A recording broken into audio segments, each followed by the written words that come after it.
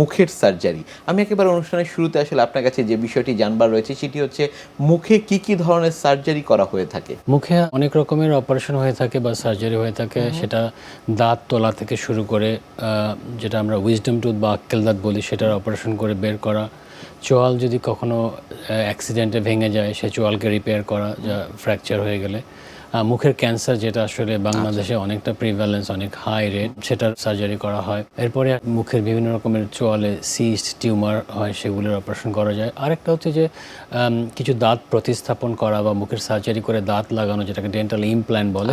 সাধারণত এই সার্জারিগুলাই বেশি হয়ে থাকে। প্রথমেই তো সবাই আসলে সার্জারিতে যেতে রাজি হয় না, সেক্ষেত্রে তাদের সেই ব্যাপারগুলো নিয়ে কাউন্সিলিং কিভাবে করেন আপনারা? সার্জারিটাও দুই ধরনের হতে পারে, একটা হচ্ছে ইলেকটিভ সার্জারি, একটা হচ্ছে যে এসেনশিয়াল সার্জারি। সো ইলেকটিভ সার্জারিটা বলতে বুঝাচ্ছি যদি চোয়ালের কোনো রকম কারেক্টিভ সার্জারির প্রয়োজন হয়, যে চোয়ালটা একটু বিকৃত হয়ে আছে সেটাকে কারেকশন করে সার্জারি করে অপারেশন করা, যেটাকে অর্থোগনেটিক সার্জারি বলে।